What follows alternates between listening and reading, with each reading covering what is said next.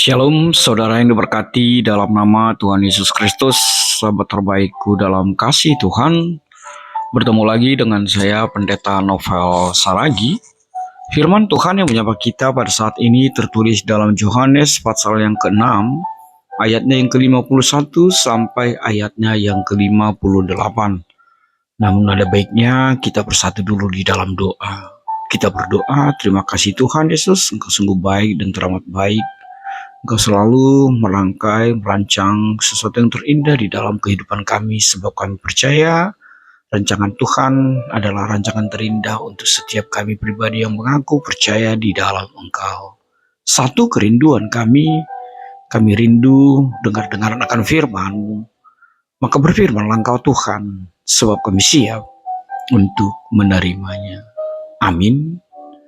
Shalom, saudara yang diberkati dalam nama Tuhan Yesus Kristus, sahabat terbaikku dalam kasih Tuhan. Seperti yang saya sebut tadi, bahwa firman Tuhan yang menyapa kita tertulis di dalam Yohanes pasal yang ke-6, ayatnya yang ke-51 sampai ayatnya yang ke-58.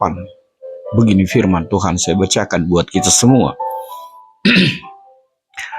Akulah roti hidup yang telah turun dari sorga.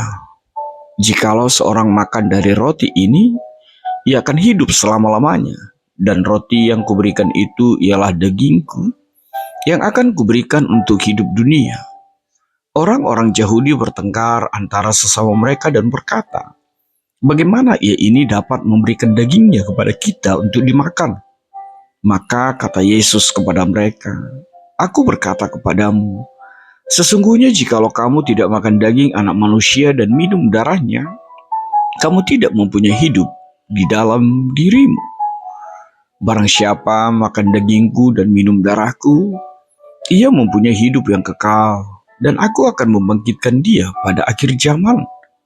Sebab dagingku adalah benar-benar makanan, dan darahku adalah benar-benar minuman.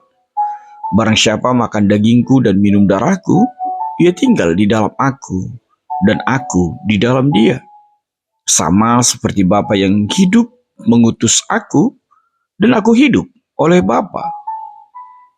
Demikian juga barang siapa yang memakan aku akan hidup oleh aku. Inilah roti yang telah turun dari sorga, bukan roti seperti yang dimakan nenek moyangmu dan mereka telah mati.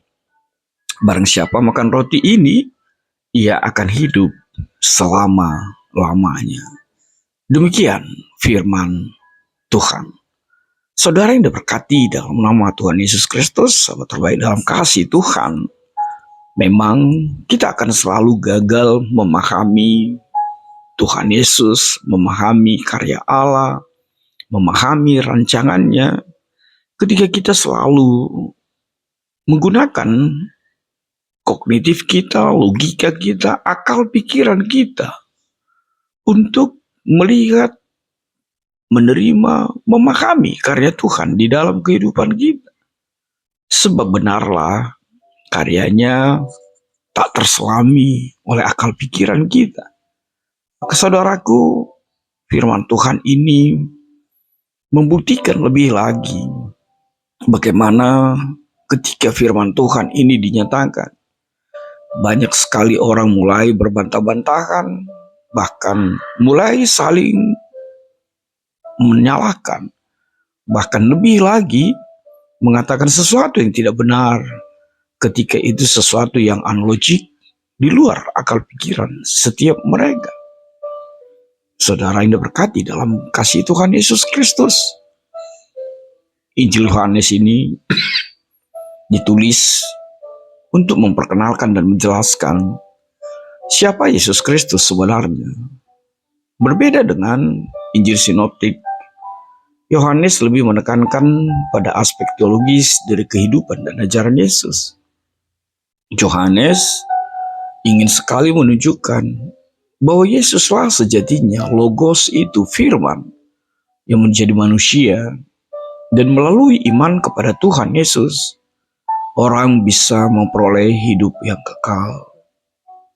Saudara yang diberkati dalam nama Tuhan Yesus Kristus, ketika kita melihat apa yang menjadi latar belakang historis dari Injil Yohanes, ini tidak lain adalah periode ketika gereja Kristen awal mengalami tantangan dari berbagai ajaran sesat dan kesulitan dalam mempertahankan identitas teologis mereka. Dan dalam konteks ini, Injil Yohanes menekankan identitas ilahi Yesus dan apa yang menjadi tujuannya datang ke dunia. Sederhananya, perikop kita mengajarkan pentingnya iman kepada Yesus sebagai jalan menuju hidup kekal. Melalui pernyataannya, Tuhan Yesus mengajarkan bahwa hadirnya di dalam kehidupan orang percaya adalah sesuatu yang vital untuk memperoleh kehidupan abadi, kehidupan kekal di dalam namanya dan melalui. Maka saudaraku, sahabat terbaik dalam kasih Tuhan, apa yang bisa kita lihat yang menjadi penegasan nats dari firman Tuhan pada saat ini? Hal yang pertama tidak lain adalah yang mau ditegaskan Yesus sebagai roti hidup dari sorga. Ketika Tuhan Yesus mengatakan, "Akulah roti hidup yang turun dari sorga," Tuhan Yesus mau mengidentifikasi dirinya sebagai roti hidup itu, roti hidup yang berasal dari sorga. Dan ini adalah sebuah ketegasan bahwa dalam Yesus ada kehidupan kekal dan bukan hanya bicara makanan fisik. Roti hidup itu adalah Yesus itu sendiri, di mana Yesuslah yang memberikan kehidupan kekal kepada setiap orang yang percaya kepadanya. Dan sangat berbeda dengan roti fisik yang hanya memenuhi kebutuhan daging dan kebutuhan sementara. Hal yang kedua yang mau ditegaskan tidak lain adalah pentingnya makan daging dan minum darah Kristus. Tuhan Yesus di dalam firman Tuhan ini ingin menegaskan bahwa penting sekali makan daging dan minum darahnya. Ini tidak lain adalah simbol dari iman yang hidup dan hubungan yang sangat mendalam dengan Tuhan Yesus. Mari jangan diartikan secara harfiah bahwa makan daging dan minum darahnya adalah bicara tentang sesuatu seperti memakan roti. Namun, bagaimana mengartikan penerimaan penuh akan pengorbanan dan hidup di dalam ajarannya sebagai jalan kehidupan kekal dan hanya ada di dalam satu nama, Yesus Kristus, Tuhan kita. Saudara yang diberkati, dalam nama Tuhan Yesus Kristus, lalu apa yang menjadi penegasan ketiga? Penegasan yang ketiga, makanan rohani yang memberikan kehidupan kekal. Yesus menegaskan bahwa makan dagingnya dan minum darahnya adalah jaminan kehidupan kekal itu. Bahkan lebih lagi jaminan kebangkitan pada akhir zaman. Ini menegaskan bahwa iman kepada Yesus adalah kunci untuk kehidupan kekal itu. Bahkan di dalam iman kepada Yesuslah kita memperoleh iman dan akan dibangkitkan pada hari yang terakhir. Hal yang keempat yang mau ditegaskan tidak lain adalah kesatuan spiritual antara Kristus dan orang percaya. Saudaraku, Yesus menjelaskan bahwa melalui iman dan penerimaannya ada persekutuan spiritual yang mendalam antara Yesus Kristus dan orang percaya. Dan di dalam kesatuan inilah ada hubungan yang hidup, hubungan yang sejatinya, hubungan yang terus-menerus antara Yesus Kristus dan umatnya. Lalu apa penegasan yang berikut? Bicara tentang kualitas dan kuantitas kehidupan dalam Kristus Yesus. Tuhan Yesus di ayat yang ke-57 menghubungkan kehidupannya dengan Bapa, Allah Bapa, dan menunjukkan bahwa hanya melalui Dialah, melalui Tuhan Yesus, orang percaya dapat mengalami kehidupan yang sama. Kehidupan yang diberikan Tuhan Yesus adalah kualitas hidup yang berasal dari hubungan yang sama, sebagaimana hubungannya dengan Allah Bapa. Lalu apa hal yang keenam yang mau ditegaskan? Di dalam ayat ke-58 kita melihat sebuah penegasan bahwa konsep roti yang lebih baik dari roti makanan fisik. di mana di dalam ayat ke-58 ini kita melihat bagaimana Tuhan Yesus membandingkan dirinya dengan roti dari sorga yang memberikan kehidupan kekal. Berbeda dari roti yang dimakan oleh nenek moyang mereka di padang gurun, di mana roti itu hanya memenuhi rasa lapar mereka secara kedagingan, hanya memenuhi kebutuhan fisik yang bersifat sementara. Tapi di dalam Yesus ada roti yang memberikan kehidupan kekal. Dan setiap pribadi yang berada dan menikmatinya memakannya tidak akan pernah kelaparan sampai kapanpun.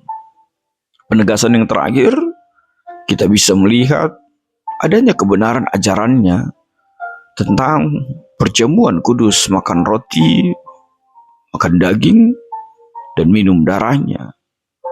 Dan sebuah persekutuan yang indah. Di ayat yang ke-55 kita menjumpai kekuatan ini. Bagaimana Tuhan Yesus menegaskan bahwa ajaran Tuhan Yesus tentang makan roti dan minum anggur adalah kebenaran yang mendalam.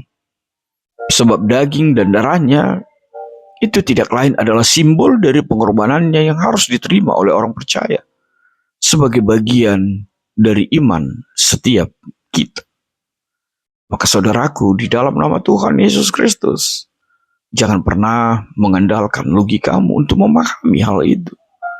Sebab dipastikan setiap kita akan terhempas ketika kita hanya mengandalkan pikiran kita untuk memahami karya Tuhan di dalam kehidupan kita. Maka apa yang bisa menjadi kaitan tema melalui nats ini? Kaitan tema yang pertama, buanglah kebodohan melalui pengertian yang benar tentang Yesus. Yang kedua, hindarilah kesalahpahaman tentang perjamuan kudus. Yang ketiga, sadarilah kebutuhan untuk makan daging dan minum darahnya adalah lambang dari iman yang hidup. Adalah lambang menikmati kekekalan di dalam Tuhan Yesus. Hal yang keempat yang menjadi kaitan tema tidak lain adalah memahami kualitas kehidupan yang diberikan oleh Kristus. Saudaraku, kebodohan itu juga bisa berarti tidak menyadari kualitas kehidupan kekal yang ditawarkan oleh Kristus. Maka pahamilah kualitas kehidupanmu di dalam Tuhan Yesus Kristus. Lalu apa yang kelima yang bisa kita kaitkan dengan tema kita? Tidak lain adalah bagaimana kita menyadari konsep perjamuan kudus sebagai roti hidup itu sendiri. Sebab disinilah kita melihat bahwa mengikuti jalan pengertian tidak lain adalah ketika kita memahami bahwa Yesuslah roti hidup itu yang menawarkan kehidupan kekal dan bukan hanya bicara tentang kehidupan yang bersifat sementara, kehidupan fisik dalam hari-hari kita. Saudaraku, sahabat terbaik dalam kasih Tuhan, lalu apa yang menjadi refleksi bagi kita melalui nats kita saat ini? Yang pertama, bagaimana kita menilai pemahaman kita tentang Yesus sebagai roti hidup. Di sini kita bisa menggumuli dan bertanya, bagaimana kita memahami Yesus sebagai roti hidup dalam kehidupan sehari-hari? Apakah kita melihat Yesus hanya sebagai tokoh sejarah atau hanya sebagai sumber kehidupan spiritual kita? Yang kedua, yang menjadi refleksi, carilah pengertian yang benar tentang perjamuan kudus. Artinya, mungkin menjadi refleksi bagi setiap kita. Bagaimana kita memahami dan menghargai perjamuan kudus itu dalam hidup kita. Atau apakah kita memandang perjamuan kudus itu hanya sebagai ritual yang rutin? Atau justru sebagai momen penting untuk memperbarui iman kita, hubungan kita dengan Yesus itu di dalam hidup kita. Refleksi yang ketiga, menghidupi iman dengan tindakan dan komitmen. Menjadi pertanyaan untuk setiap kita melalui refleksi ini, apakah imanmu kepada Tuhan Yesus itu terlihat nyata dalam tindakan dan komitmenmu sehari-hari? Hal yang keempat yang bisa menjadi refleksi bagi setiap kita. Mari renungkan konsep hidup kekal dalam Kristus. Di sini kita disapa kembali, ditegur kembali. Apa sejatinya hidup kekal bagi kita? Atau kita juga bertanya dalam diri kita, apakah hidup kita penuh dengan kesadaran bahwa hidup di dunia ini hanyalah bagian dari keseluruhan rencana Tuhan untuk kita, dan memahami, mengimani bahwa kehidupan kekal itu bukan di dunia, tapi kehidupan kekal ketika kita menikmati darah dan daging Kristus. Surga nyata menjadi keluargaan kita. Lalu apa yang kelima yang menjadi refleksi bagi setiap kita? Alamilah kehidupan yang penuh di dalam Kristus Yesus. Artinya di sini kita berefleksi, apakah kita menyadari bahwa hidup di dalam Kristus adalah bagian dari kehidupan yang lebih besar, kehidupan yang kekal, dan bersumber dari Allah Bapa itu. Lalu apa yang terakhir menjadi refleksi bagi setiap kita? Bangunlah pemahaman spiritual melalui pembelajaran. Jadi pertanyaan untuk setiap kita menjadi refleksi, apakah saudara terbuka untuk belajar? Apakah kita terbuka untuk mendiskusikan ajaran Kristus Yesus dengan orang-orang di sekitar kita? Lalu pertanyaan selanjutnya, bagaimana kita mencari pemahaman yang lebih tentang Kristus, tentang Yesus, terlebih tentang perjamuan kudus, agar jangan sampai perjamuan kudus hanya sebagai peringatan, hanya sebagai ritual, hanya sebagai seremoni, dan tanpa makna di dalam kehidupan kita. Seperti apa yang diperdebatkan orang ketika nats ini dituliskan. Mereka bertengkar sebab mereka tidak memahami satu dengan yang lain. Maka saudaraku, kembali kepada apa yang dikatakan oleh tema kita, membuang kebodohan dan mengikuti jalan pengertian. Tuhan memberkatimu. Amin. Kita bersatu dalam doa. Tuhan Yesus yang baik, terima kasih Tuhan buat karyamu, anugerahmu, bahkan pengorbananmu, sehingga kami dimampukan untuk memahaminya di dalam iman percaya kami, bahwa tubuh dan darah Kristus, bahwa hanya melalui tubuh dan darah Kristuslah kami memperoleh kehidupan kekal itu.